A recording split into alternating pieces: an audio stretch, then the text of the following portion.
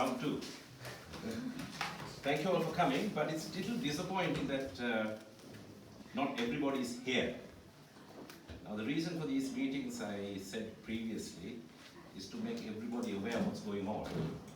So we can't meet the challenges that we have if everybody is not informed of how the home is progressing, the problems we have, etc.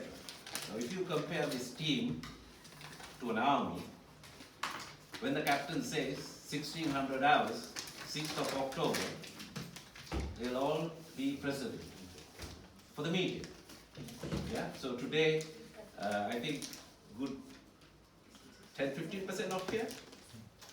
Yeah, I think so, yeah. Yeah. So anyway, I'm recording it, the meeting, and I'm going to put it on YouTube. So let's not discuss about any residents' names, or I'm not going to do that either. That's for the benefit of the staff that missed the meeting. Okay.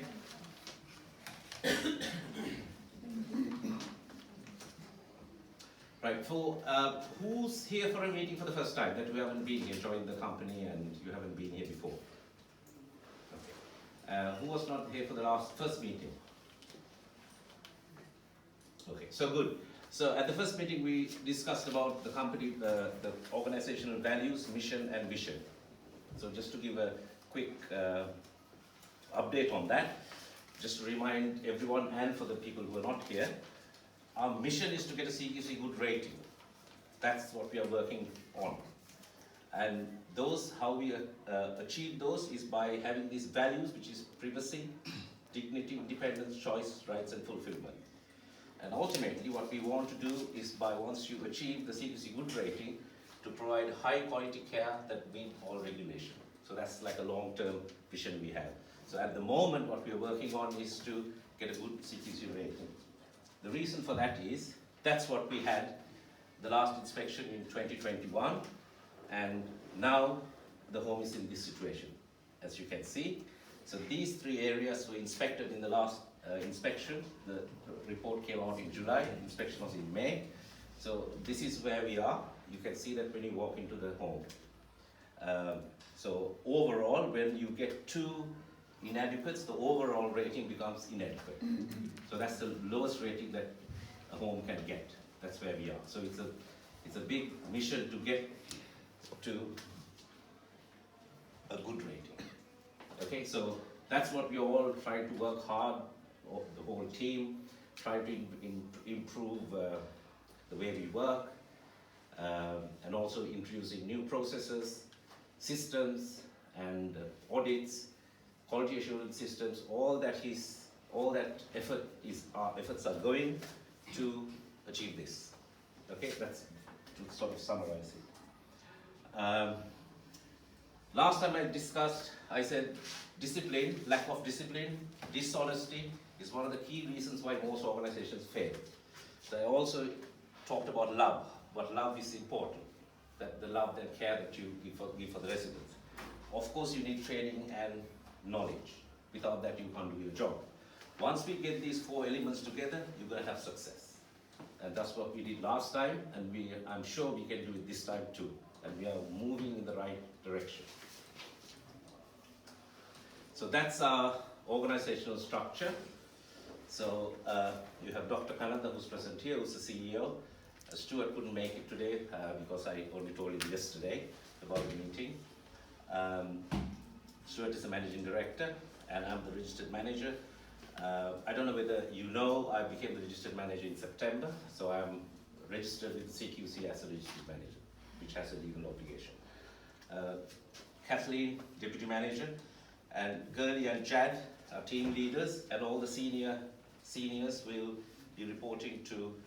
This is how the organization structure should operate, but at the moment I think most people come to Kathleen or to me, but ideally when there are issues it should be escalated to your line manager and then to Kathleen and then to me. Otherwise me and Kathleen will be dealing with day-to-day issues over the top, which is also good for team leaders and senior carers to take some responsibility and leadership. So of course the senior carers, the care staff will be reporting to the to the senior carers when you're on a shift. If you have an issue, you go to the senior carer. And if the senior carer cannot deal with it, you go to the team leader, and then to Kathleen, and then to myself. So Rowena has worked for a very long time as a team leader in care.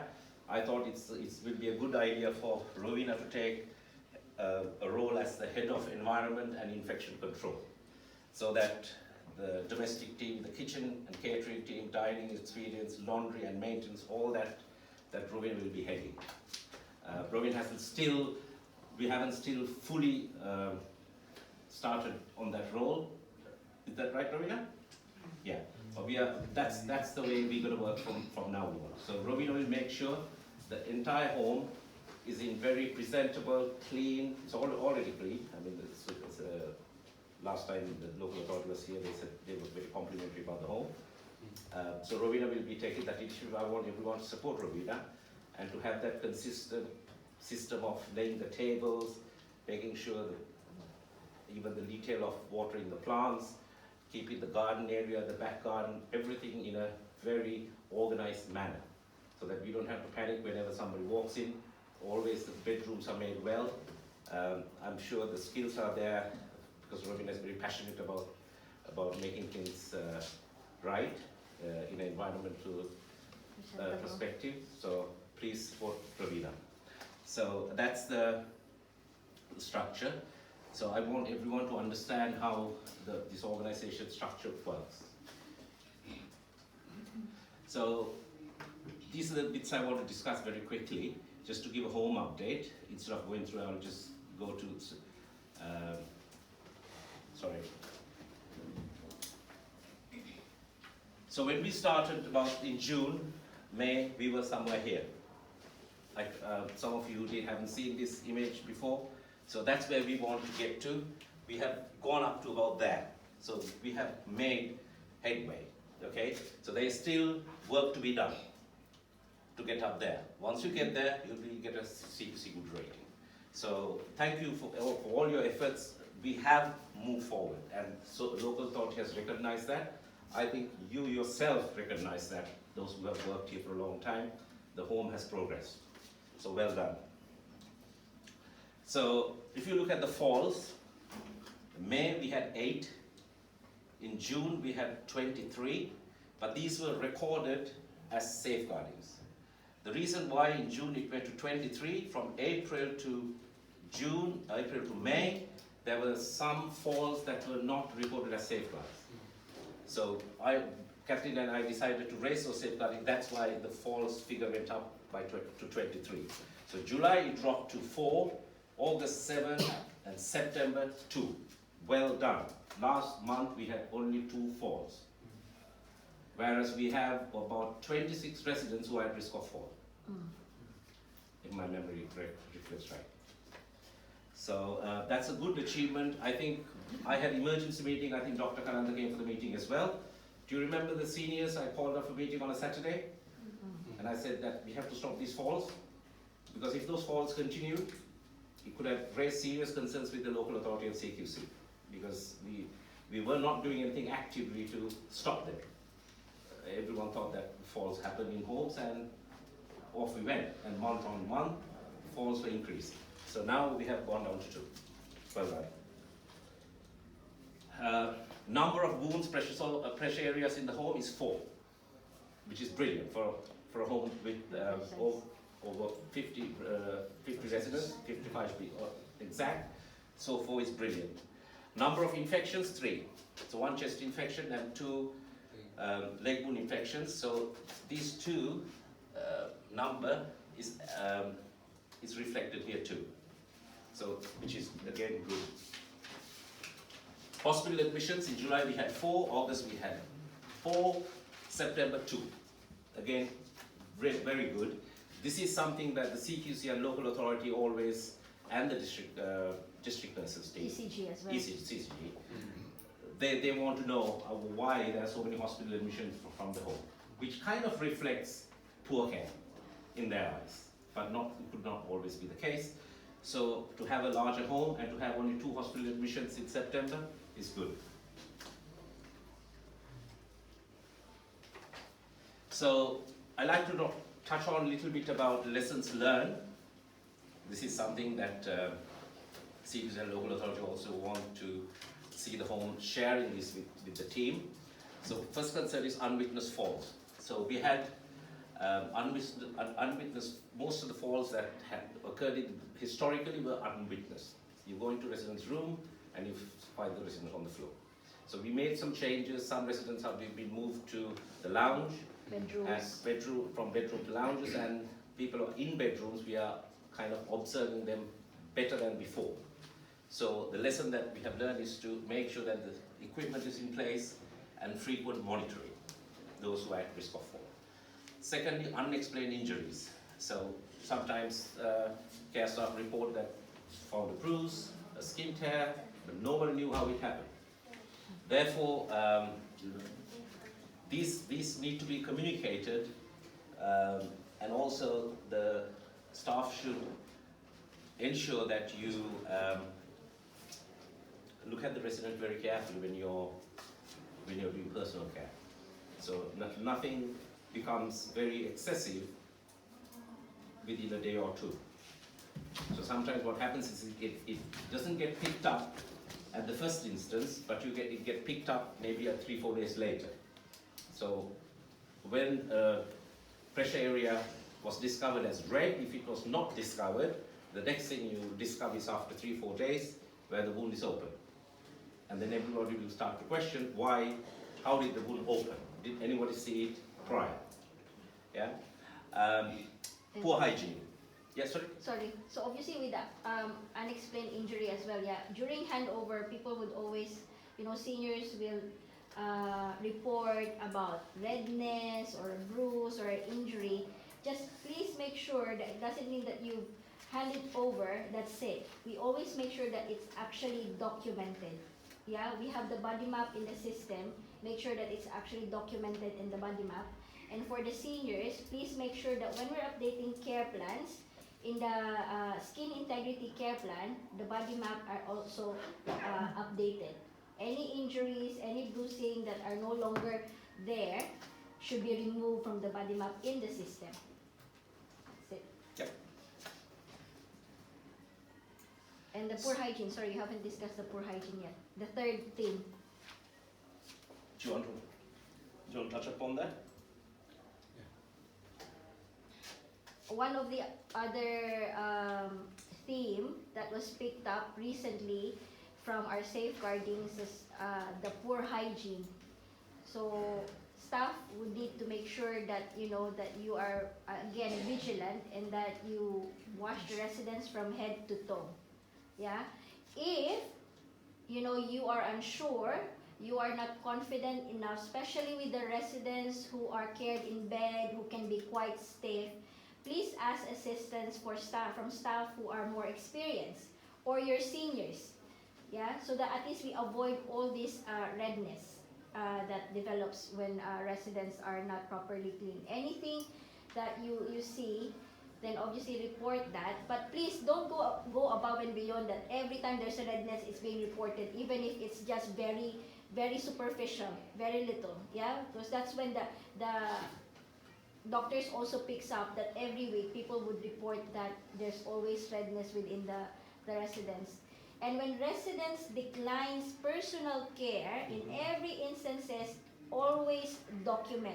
It's all well and good. I know people are always offering showers, bath, wash, but please don't forget to document them because these are evidence. Yeah? Okay, so the poor hygiene was a safeguarding that the GP raised. I don't quite agree with that safeguarding because it's related to a bed-bound resident who's end of life. It won't be fair for staff to sort of turn and like in their last days. And also there's another resident who had poor oral hygiene. I mean, I admitted this resident 2 years ago. That resident always had that issues with her teeth, and the resident is not compliant to go to dentist. So based on those two incidents, what the GP witnessed, it was mentioned that the entire home has a poor hygiene, which I don't agree with. I think the hygiene is by and large very good. It's unfortunate that based on these two residents that it was made like a blanket statement that the home has poor hygiene. So from the last local authority meeting, there were six areas that they picked up on. One was residents cared in bed and bedrooms. They're a bit concerned that we have a high number of residents who are cared in bed and bedrooms. I mean, some residents who are in bedrooms out of their choice. It's not that they don't want to come out. So they want to know whether they get isolated, are they checked regularly, etc. So we have put a system in place. Now we are monitoring them more regularly than before, and they have accepted that because we had the system before the meeting, but that was triggered prior to the meeting. Oral care, again, that was due to that GP's mentioning about one resident. So we are trying to get a dentist to visit the home. That's a very difficult one to do because it's very difficult to find dentists, but I have made contact. But then again, there's a funding issue. So the local authority residence has to be funded for that the local authority is responsible for. So I'm in discussions with the local authority to get some funding for local authority residents. Private residents won't be a problem. Fluid targets not recorded in care plans and Nourish. So fluid targets is not something that historically we recorded in Nourish. So they would like us to do that. We have already done that now. So you will find when you're looking at fluids, when you're recording fluids, you will see the target. And also end of the day, you will see whether you have met the target or not. And they are reflected in the care plan. So that number 3 is already done. And number 1 too. Wounds, body maps, lack wound care updates on the care plans. So that's another issue that, there's a new system in place. When district nurses come, we follow them, we record them, so we never had that system before, so we were unable to update the care plans. We don't know what the position of a wound is unless the district nurses give us an update. But that wasn't quite happening, but now we are doing the recording. District nurses will do their own recording, but we will always know the condition of a wound at any time. Because we are recording, we are following the district nurses to every intervention. Lack of activities, we're already aware of that. So we have recruited a part-time person, and also we are trying to get like the girl who sang yesterday. Yes. Yeah, so we are getting some external entertainers to visit the home. Falls that resulted in a death and a hospitalization. So they were quite concerned about the fall. I'm sure I'm not going to mention names, who had a fall and admitted to hospital and consequently passed away. But it's not conclusive that that resident passed away due to the fall. So there's an inquest. The post-mortem has already happened, and they feel that it was unnatural causes. So there will be an inquest, and then they will decide what the outcome would be. I have sent everything that we have to send from our side, the care notes, etc. So the court will decide. I might have to go to court to answer some questions if they have related to that of that resident passing away.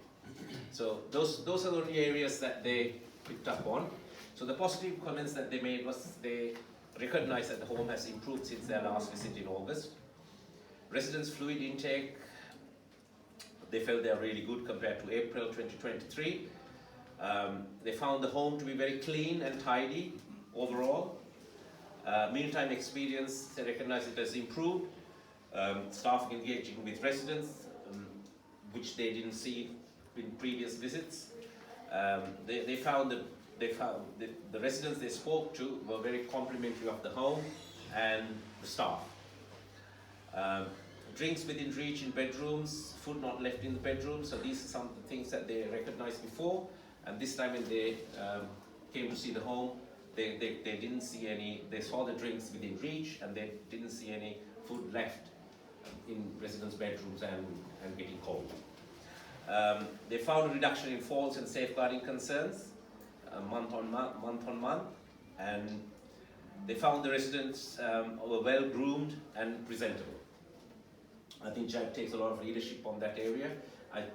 You're all working very hard to make sure that, so we have this grooming audit that we do every month, checking people's nails, hair, shaves, etc. So that's very positive. The efforts we put, they have recognized, so which is very good. This is a snapshot of the family and relative surveys we have done so far. As you can see, nobody has said extremely unsatisfied or unsatisfied. Everybody has said the grey lines are very satisfied and the yellow is satisfied. So that's very positive. This is a survey that we did for residents who are cared for in beds and in bedrooms, those who can communicate. Again, the yellow is satisfied and grey is very satisfied. So nobody has made any complaints to the local authority. So well done. So I put this on the group chat. So this time we thought that we will get you to recommend staff that who should be valued for their and rewarded for their efforts. So not everybody responded out of the responses we had. The first place goes to Ding, ding, ding, ding, ding, ding.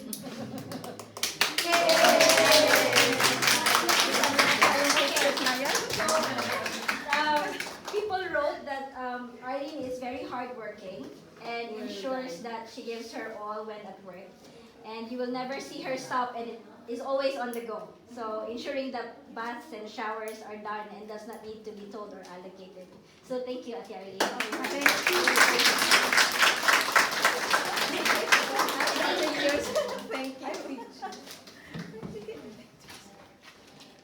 and in the second place.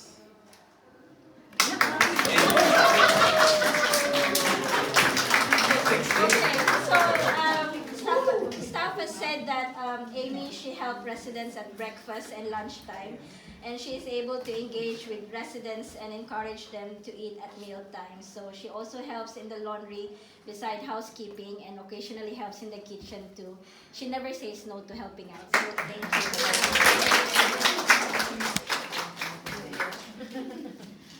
thank you. Thank you. Last but not least. Second place.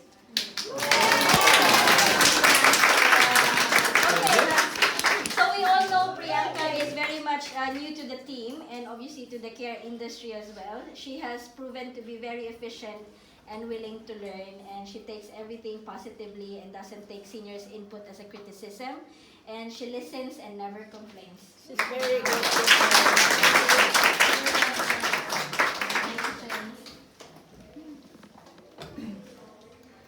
Okay, so what's new and our next steps? So we've started a new 4-week rolling menus. Sam and I went through the menus and we have now got a 4-week menus. Before we just made up menus as we went along. So this way we can communicate that to relatives and also to residents, that everybody else will know what the menus are. And the menus are printed now, it goes on the tables. So well done, Sam, it was a bit of work, but we got there. And that makes it life easier for ordering as well. So there's not much wastage, you plan the meals. Even when a new resident comes in, we can share that with the family. These are menus. They'll be properly printed, all the menus. If somebody wants to see all 4 menus in one go, I'll get it all printed. Next, I discussed that before, district nurses interventions recording system, which is fantastic. Now we know exactly what's happening with the wound. We know exactly how much insulin was given to a resident when they refused, what was their blood sugar level prior. So which is very important. I'll tell you one of the reasons why I decided to do that. In a night shift, if something happens to a resident who's on insulin, if the paramedics come and ask you what insulin dose was given to this resident, you're not going to know. Because their records are locked in their own office. I know we could access it if we need to, but we don't have readily available to talk about that resident. Because we can't just say, It's not our responsibility, district nurses are dealing with it. So now we have the reports, so which is improvement. So we have allocated champions. I'm not going to list them today. So the champions' role will be, for instance, Chelsea is undertaken end of life and palliative care. Diabetes, there's loads of different weights and need nutrition. JAD, there's a whole list, and that will go up on the wall with the photographs. Key worker system is something very important that we're going to start doing, which means every resident will be allocated with a carer. The carer will be responsible for making sure that the resident got their clothes, whatever they need, anything that's required for that resident. Engaging with the family, you can pick up the phone and ring them and say bring a pair of slippers or whatever they need. If they're short of money for their private cash, you can speak to me, then I can speak to the family, get the money. So making sure that resident's needs are met. That's something CQC want us to establish as well. A lot of homes do it, but it's a very difficult system to do if the staff turnover is high. Thankfully, this home we don't have that. Staff turnover high meaning every month about 3-4 staff leave and then another staff join. You have agency staff. So it's very difficult. The minute you allocate a member of staff to a resident, few months later they leave. So there's no continuity. So the good thing with this home is we have a stable team who's dedicated. So we can easily do that. Next is volunteers. So we are actively looking for volunteers to help the home. And Chelsea, today I discussed with Chelsea. Chelsea is taking the lead of collating the document of the people who are interested. So far we have how many? 6. So the idea of the volunteers is they will not be doing any personal care or anything like that. They will just come and spend time with the residents. They'll sit next to them, hold their hand, talk to them, read a newspaper, play cards or do a drawing, whatever. So I personally think these residents need that the most. Because I know care staff don't have much time to do that because you have a lot of other tasks to complete. So if these people are in the lounge sitting with residents on a one-to-one basis and talking to them, or just taking them out to the garden, but at this moment we are not doing sort of a full-blown volunteer where you need a DBS and preferences, all of that. Then they will have. They don't need to be supervised, so they'll be only engaging with residents in the common areas, not in bedrooms. So a volunteer will not go to a bedroom and close the door with the resident. That's not going to happen. They will be in the common areas. But later on, if some volunteers are keen to take the role a bit more seriously, then we can get their DBSs and then they can engage with residents in their rooms on a one-to-one basis or otherwise. So completed training, so we have done a lot of training, as you can see. The training in yellow are the ones that are up and coming. The most important is the 19th and 20th. There's a trainer who's coming to do fire training and moving and handling. The idea is for all staff to complete fire training.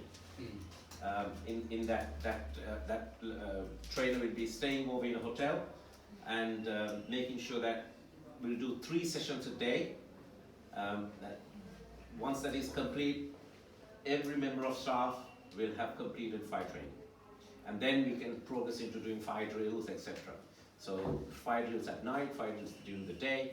Everyone should be aware what actions to take in the event of a fire. So please, I think you will give update on. So the ones in yellows are the trainings that have already been booked. So we also had a visit just the other day from CCG for infection control and infection prevention and control. So I will be booking trainings for them as well. And I have also received yesterday trainings, a lot of trainings from November till March next year from Southern Borough, which includes medication, mental capacity, and safeguarding. So I'll try my best to book as much people as possible. So LV trainings is very important. You all do it at your own time online, yeah? But please, just as the same, face-to-face trainings are mandatory and are very important. So I would expect staff to come come when they're allocated for those training dates. Yeah. I know it can't be helped, there will be emergencies and so on, but please be mindful as well, because these trainings are also very important. As what Suran said on the start of the meeting, training and knowledge is very important for us to succeed. So please also, I would like everyone to do their part as well, because it's not always easy to book all these trainings. Thank you. Do you want to talk about Okay, the so Rota Christmas annual leave. You all know that at the moment we're still doing the 1 week Rota, but we'll try our very best that on the following weeks we will try to do our 2 weeks Rota in advance. And you all know that it's not always that we can give everybody's request.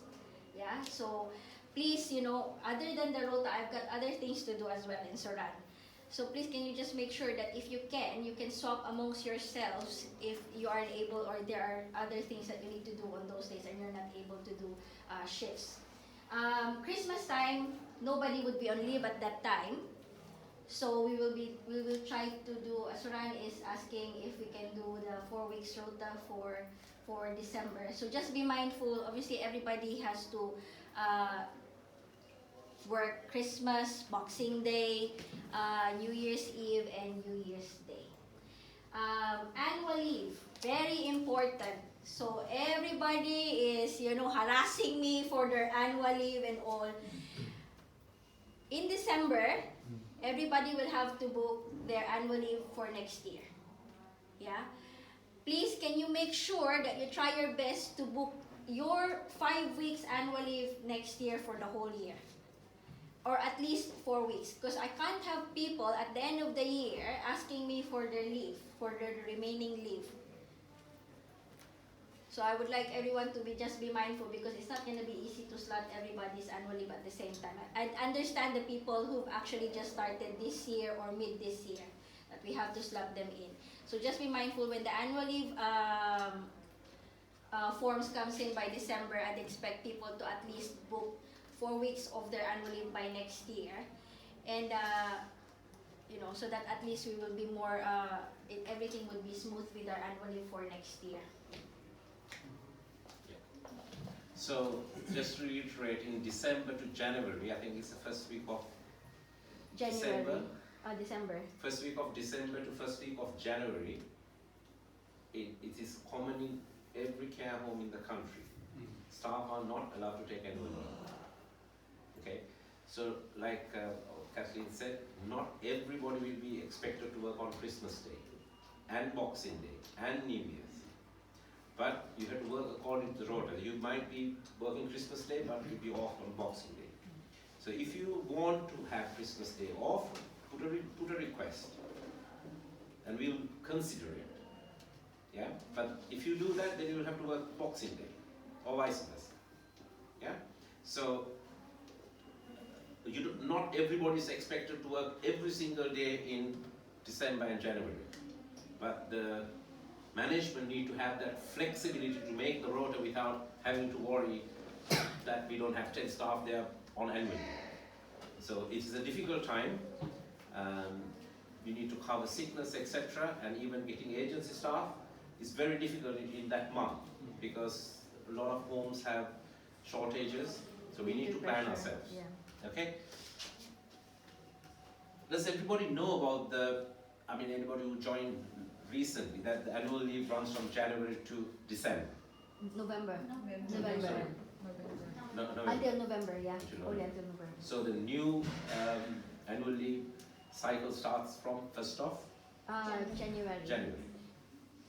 Yeah, that's right. No, because there's no holidays in December. So it runs from January to December anyway. Yeah, and the next year starts from January. Some places do it, they do from up to April, but in care homes it probably runs from January to December. Anybody got any questions? I posted on the group chat. If you have any questions, send it to me, then I can discuss.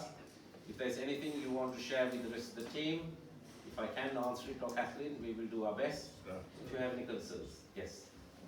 Just like to thank the staff for their support to you. I do come around and I see things are improving, and thanks to your team and the motivation and so on. And still there's a lot of work to go to achieve what we want to achieve. But you have a good team, and I hope that comes to fruition in the next few months. Yeah. Okay. On one special note, I'd like to thank there's a lady sitting in the corner there. Sitting herself. She's retiring after 19 years. The company is giving her a special gift for retirement. And she kept the laundry services excellent in the 19 years.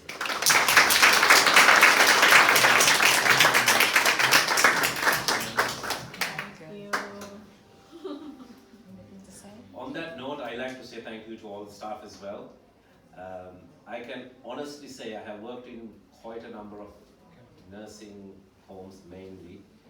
I would say this home's care comes at the top because the residents are cared for well, not neglected. I have seen neglect in care homes where there's precious souls far higher than this 10, 15 at a time. So well done. I mean, every team, the kitchen team is doing a fantastic job. The domestic team is doing an incredible job, and then the laundry. None of these areas got any problems. And the maintenance, with the support of Joe, Anthony, doing well, and the care team especially. The residents are very happy. Relatives are very satisfied. We had a lovely comments from one of the residents who recently passed away from the family. So well done. It's your efforts that will ultimately bring the success. I'm just there to guide and support you, but you will be doing the most of the actual work on the floor. So far, well done. Thank you very much. Okay, Stuart has kindly got us some pizzas. We'll take them. We'll bring them in.